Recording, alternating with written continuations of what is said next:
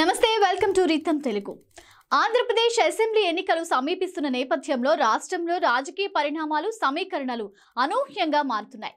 అధికార వైసీపీని గద్దెదించేందుకు ప్రతిపక్ష టీడీపీ, జనసేన, కాంగ్రెస్, బీజేపీ పార్టీలు ప్రతివ్యూహాలను సిద్ధం చేస్తున్నాయి. అంది వచ్చే ప్రతి అవకాశాన్ని సద్వినియోగం చేసుకునేలా పావులు కదుపుతున్నాయి. టీడీపీ, జనసేన పార్టీలు ఇప్పటికే పొత్తు పెట్టుకోగా పురంధరేశ్వరి సారథ్యంలోని భారతీయ జనతా పార్టీ సమరానికి సై అంటోంది.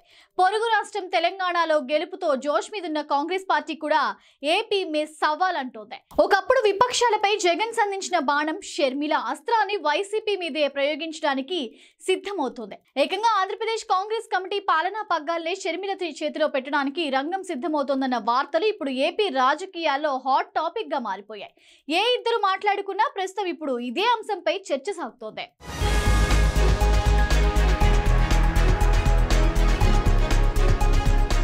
వాస్తవానికి ఆంధ్రప్రదేశ్లో తెలుగుదేశం, జనసేన పార్టీలు చేతులు కలపడంతో అధికార వైఎస్ఆర్ కాంగ్రెస్ పార్టీ ఇబ్బందికర పరిస్థితిని ఎదుర్కొంటోంది. ఈ నేపథ్యంలోనే తెలంగాణ ఎన్నికల్లో కాంగ్రెస్ పార్టీ ఘన విజయం సాధించడం, ఏపీ సీఎం జగన్ సోదరి మరియు వైఎస్ఆర్ తెలంగాణ కాంగ్రెస్ పార్టీ అధ్యక్షురాలు అయిన షర్మిల సైతం హస్తం పార్టీతో చేతులు కలపడం కీలకంగా మారింది. వైఎస్ఆర్ టీపీని టీ కాంగ్రెస్ లో విలీనం చేద్దామని భావించిన షర్మిల స్థానిక నాయకత్వం అడ్డు చెప్పడంతో వెనుకడుగు వేశారు. అయితే తెలంగాణ ఎన్నికల ఫలితాల తరువాత రాజకీయ పరిణామాలన్నీ పూర్తిగా మారిపోయాయి.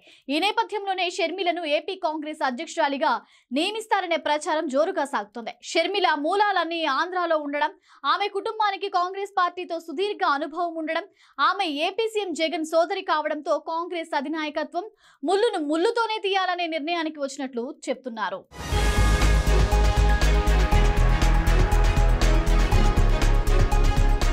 వాస్తవానికి 2009లో వైఎస్ఆర్ చనిపోయాక ఆయన కుమారుడు జగన్మోహన్ రెడ్డి వైఎస్ఆర్ కాంగ్రెస్ పార్టీ పేరుతో సొంత పార్టీ పెట్టుకున్నారు. అప్పటి వరకు కాంగ్రెస్ పార్టీలో కొనసాగుతున్న మంత్రులు, ఎమ్మెల్యేలు, నాయకులు, కార్యకర్తలందరినీ గంపగుత్తగా తన వైపు తిప్పుకున్నారు. దీంతో 2009 ఎన్నికల్లో 38.56% ఓట్లు తెచ్చుకున్న కాంగ్రెస్ పార్టీ జగన్ దెబ్బకు 2014 నాటికి 11.71%, 2019 నాటికి 1.17% పడిపోయింది.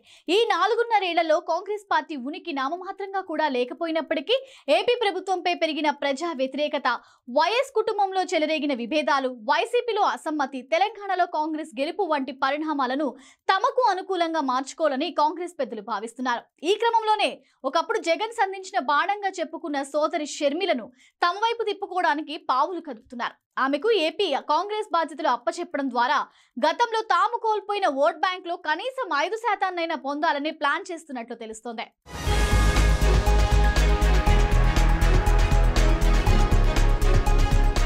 దీంట్లో భాగంగానే షర్మిలకు ఏపీ కాంగ్రెస్ సారథ్య బాధ్యతలు అప్పచెప్పడంతో పాటు రాజ్యసభ సీటు ఇచ్చి పార్లమెంటుకు సైతం పంపే ఆలోచనలో ఉన్నట్టు చెప్తున్నారు. అదే సమయంలో వైసీపీలో దాదాపు 90% కాంగ్రెస్ రక్తమే ఉండడంతో వారిని తిరిగి సొంత గూటికి రప్పించి ఆపరేషన్ ఆకర్ష బాధ్యతలను షర్మిలకు అప్పచెప్పనున్నారనే ప్రచారం సాగుతోంది. ఇదే కనుక జరిగితే అధికార వైసీపీ ఓటు బ్యాంకుకు గండి పడడం ఖాయంగా కనిపిస్తోంది. గతంలో విపక్ష పార్టీల ఓటు బ్యాంకుకు గండి కొట్టి రాజకీయంగా లబ్ధి పొందిన జగన్ కు ఇప్పుడు తన పార్టీ ఓటు బ్యాంకుకే గండి పడే సూచనలు కనిపించడం సహజంగానే ఆందోళన కలిగించే విషయం.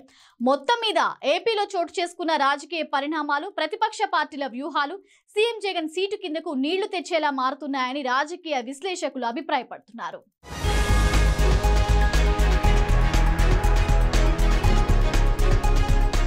ఇది ఇవాల్టి స్పెషల్ స్టోరీ. చూస్తూనే ఉండండి రితం తెలుగు.